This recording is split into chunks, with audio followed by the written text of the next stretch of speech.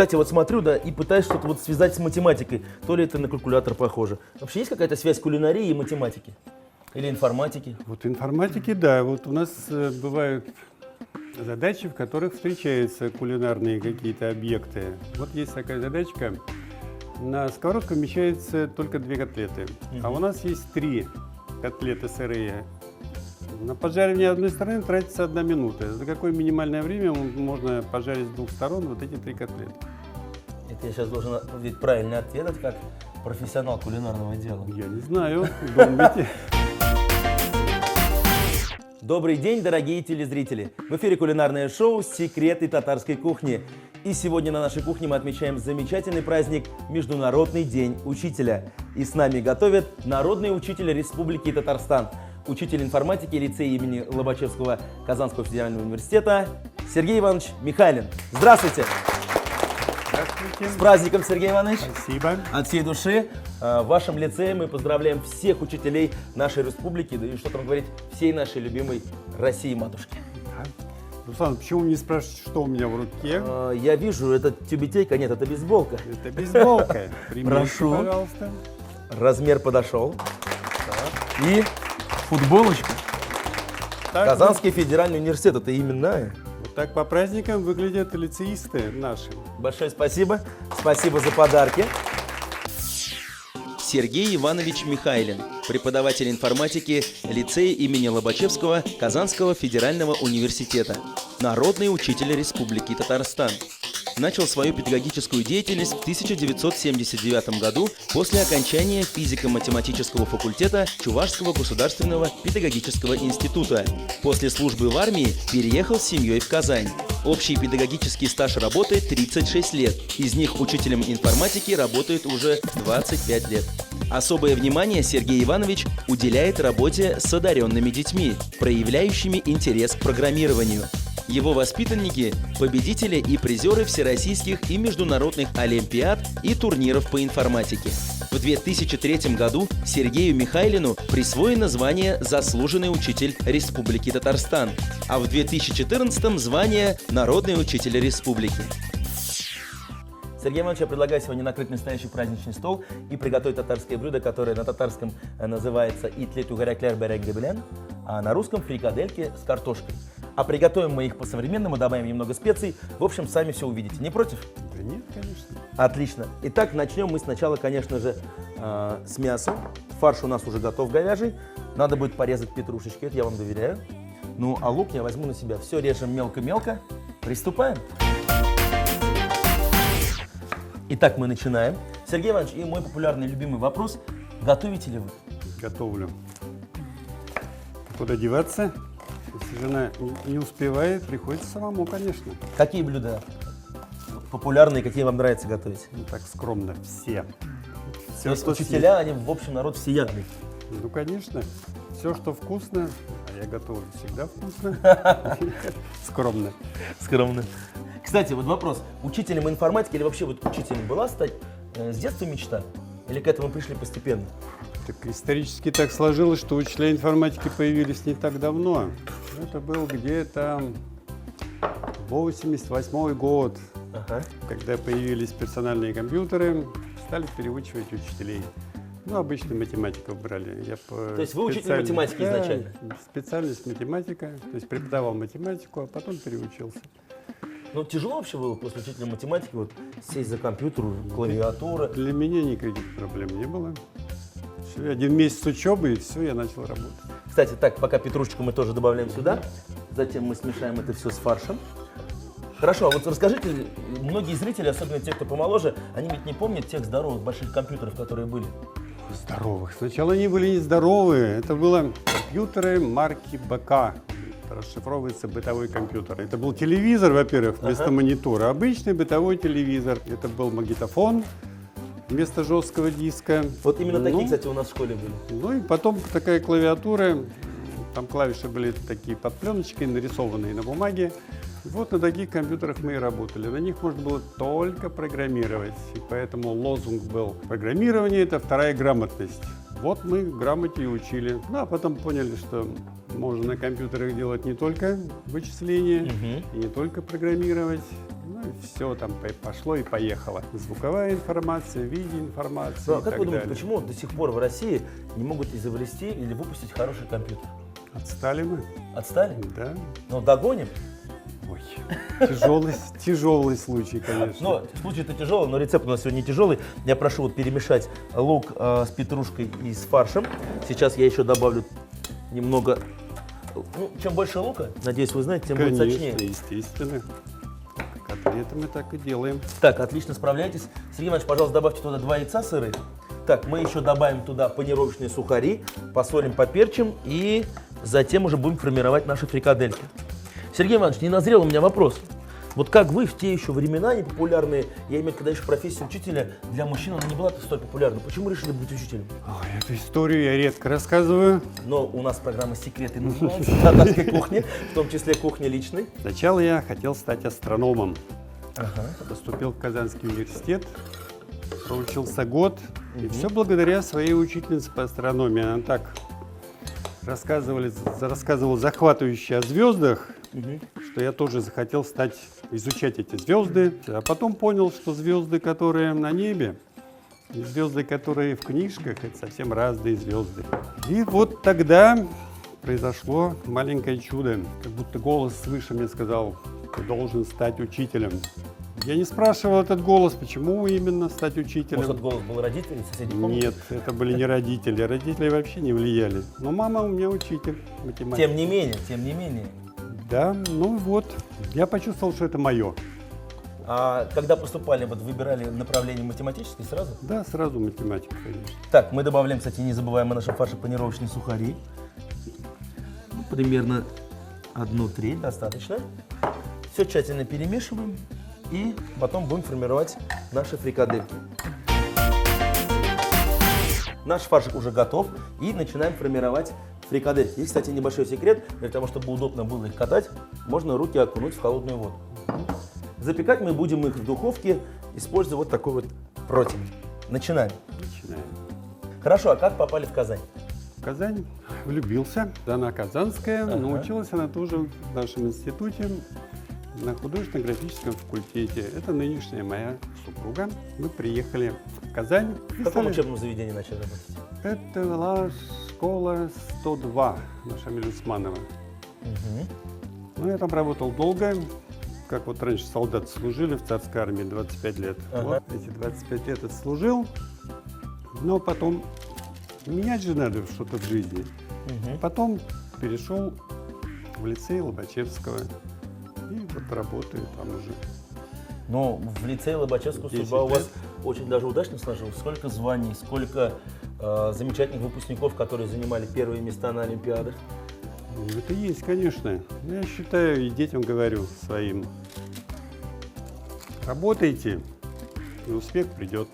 Вот мы сегодня на кухне работаем, и нас ожидает кулинарный успех. Сергей Иванович, наши фрикадельки готовы. Кстати, вот смотрю, да, и пытаюсь что-то вот связать с математикой. То ли это на калькулятор похоже. Вообще есть какая-то связь кулинарии и математики? Или информатики? Вот информатики, да. Вот у нас бывают задачи, в которых встречаются кулинарные какие-то объекты. Вот есть такая задачка. На сковородку вмещается только 2 котлеты, а у нас есть 3 котлеты сырые. На пожаривание одной стороны тратится 1 минута. За какое минимальное время можно пожарить с 2 сторон вот эти 3 котлеты? Это я сейчас должен ответить правильный ответ, это как профессионал кулинарного дела. Я не знаю. Думайте. Но стандартный ответ, наверное, 6 минут. А что так много, если 2 вмещается? В общем, да, ну тогда 2, 4. Ну вот, неправильный ответ. Вот мы и учим Руслан, детей. двойка.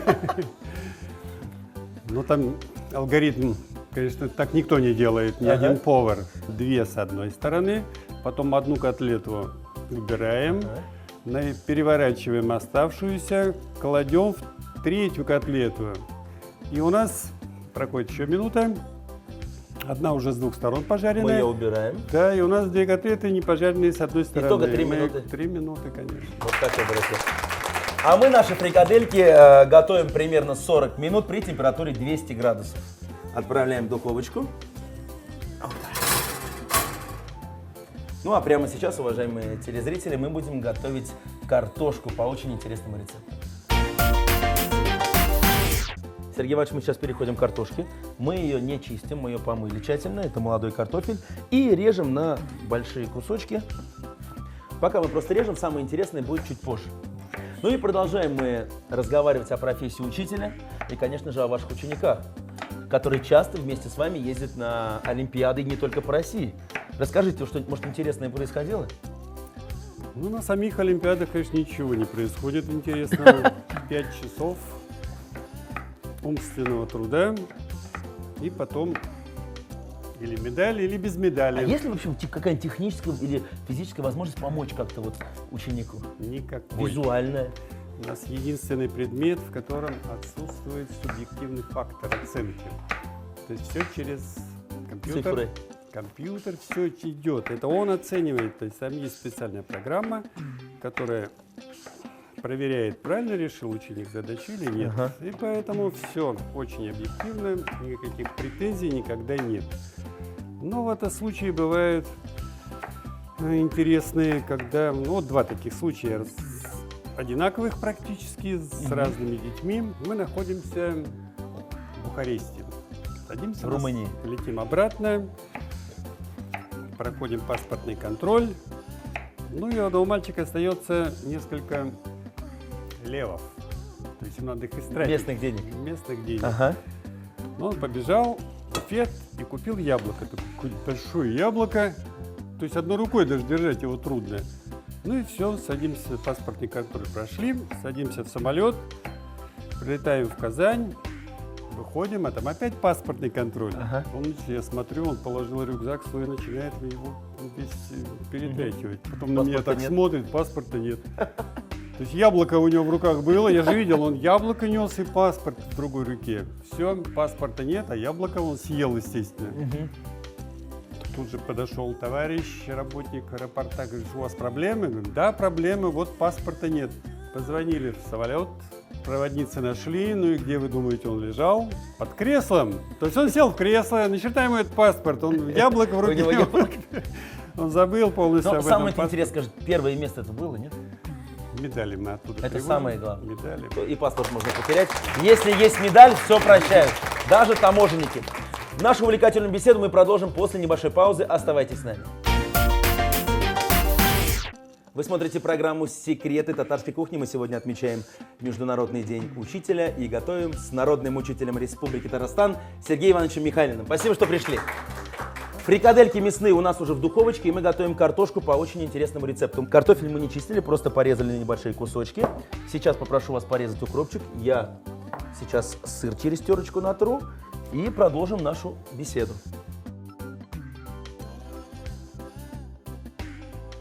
И опять посмотрите, как будто настоящий профессиональный повар. Если бы я не стал учителем, стал бы поваром, естественно. Вот вы состоялись как учитель, получили заслуженные звания. А расскажите вот о своих выпускниках. Насколько, вот о учениках, насколько отличаются они от тех, которые были, 20 лет назад? 20 лет, это уж какой век-то? Это же 20-й. Ну, конечно, трудно сравнивать тех и нынешних. Ну, дети. Дети есть талантливые, неталантливые, то есть просто дети. Вот из талантливых я делаю чемпионов, победителей. Насколько важна Олимпиад. техническая составляющая? Техническая. В нашем деле все работают в одинаковых условиях. Все компьютеры одинаковые. То есть, что, например, в Румынии, что в Казани? Ну, нет, это не так. То есть в Румынии компьютеры могут отличаться от российских, но по характеристикам они все должны быть одинаковые на одной Олимпиаде. Ну и главная задача, я считаю, мы не знания даем. Сейчас многие скажут, как не знания, дети куда ходят в школу, они за знаниями ходят. На самом деле знания очень быстро забываются, после лета, особенно бурно проведенного.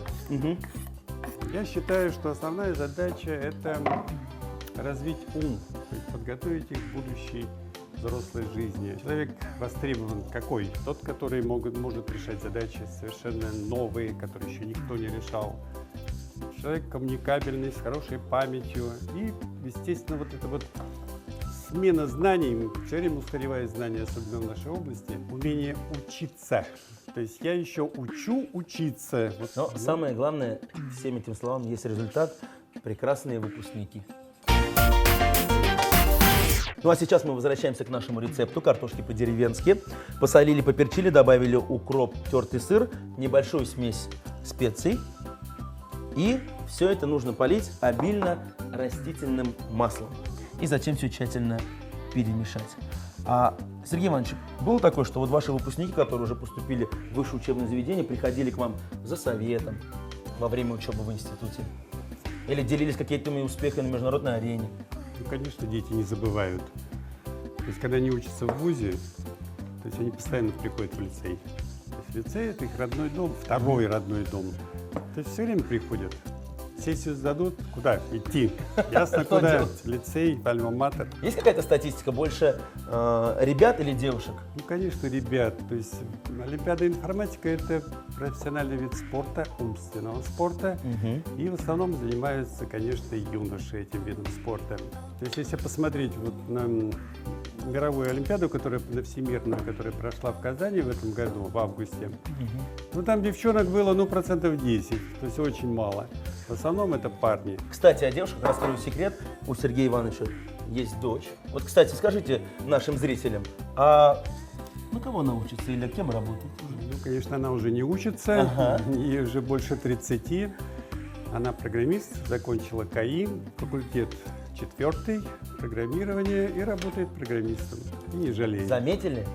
Тоже программистом. Все-таки папина работа дала о себе знать. Ну да? да, профориентация. Она бы с удовольствием преподавала, наверное, если бы выдалась такая возможность. У вас есть, кстати, возможность мне немного помочь. Мы разровняем сейчас на противне наш картофель.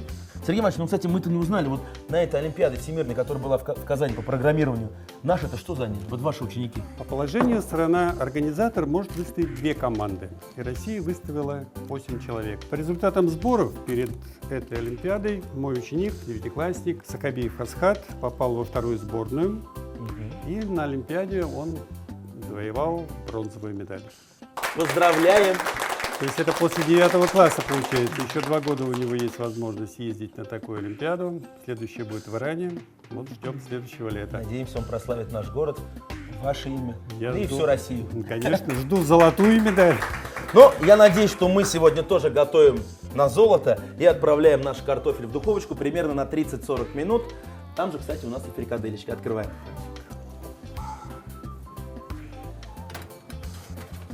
Ну а пока у нас есть время, прямо сейчас мы приготовим очень интересный соус к нашему блюду. Ну и сейчас, уважаемые зрители и уважаемый Сергей Иванович, я расскажу, как мы будем делать соус. Итак, попрошу вас мелко-мелко порезать чеснок. Также дальше мы растопим практически где-то 150 грамм сливочного масла. И добавим туда 3 ингредиента. Это томатная паста, соевый соус, мед и немножко черного перчика. И пока наше масло растапливается, задам вам следующий вопрос. Многие говорят о какой-то такой, знаете, ауре в вашем лицее, которая царит. Вот не зря вы уже говорите, что ученики, выпускники возвращаются. Насколько вот кто создает эту комфортную атмосферу для учеников? Во-первых, это голова лицея, это наш директор Елена Германовна Скобельцина, ну и учительский коллектив.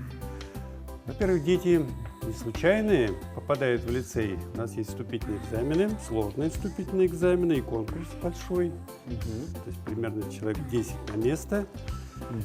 Ну а кто поступает в лицей, какая-то атмосфера психологического комфорта. Ну, еще у нас есть традиции. 1-2 сентября весь лицей выезжал за Волгу. Ну, для того, То есть чтобы это ежегодно? Да, это ежегодно, чтобы дети познакомились друг с другом.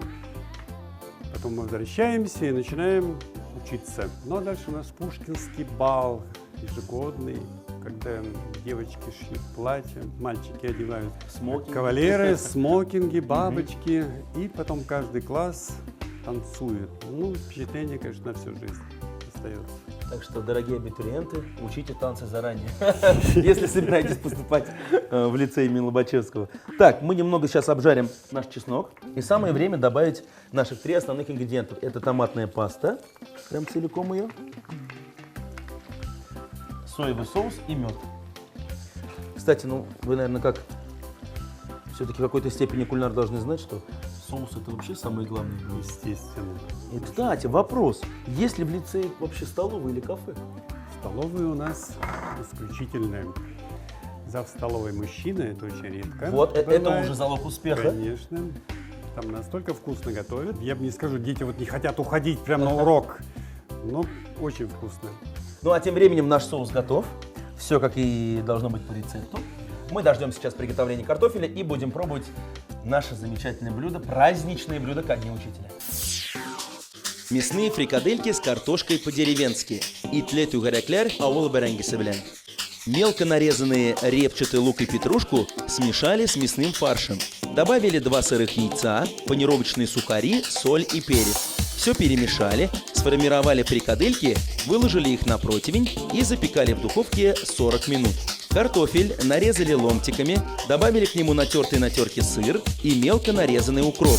Поперчили, посолили, добавили специи, приправили растительным маслом, все перемешали, выложили на противень и запекали в духовке 40 минут.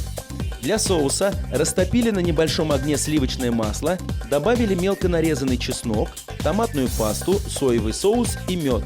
Немного уварили и подали к фрикаделькам и картошке. Дорогие телезрители, если вы не успели записать рецепты наших блюд, мы ждем вас в нашей группе ВКонтакте. Готовьте свои самые вкусные блюда, фотографируйте их и делитесь кулинарными секретами. А также не забываем подписываться на наш новый канал на YouTube. Сергей Иванович, посмотрите, как красиво. Я уже посмотрел, слюнки текут. Слюнки текут.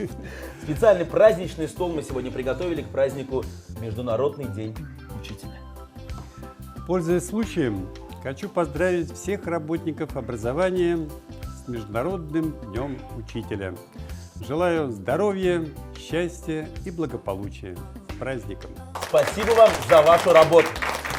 Ну а сейчас, прошу, ножи и вилки будут работать сейчас. Наши фрикадельки. И самое главное, здесь обязательно нужно обмакнуть их в соус.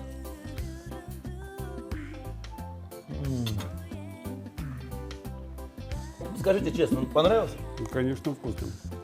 Потрясающе. Очень рад, что вам понравилось.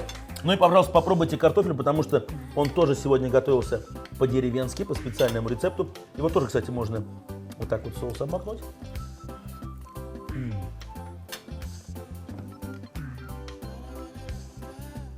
Прежде всего от вас жду слова. Ну что от меня ждать? Я приду домой, жена скажет, ты там поел?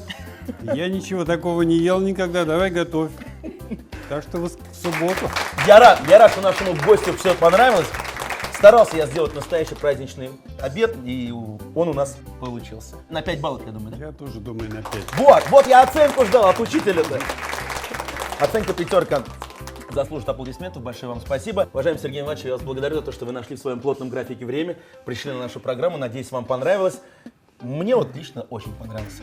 Мне тоже понравилось. Готовьте, как мы. Готовьте с нами. Готовьте лучше нас. Дорогие учителя Республики Татарстан, дорогие учителя России, мы вас искренне поздравляем с профессиональным праздником. Спасибо, что вы у нас есть.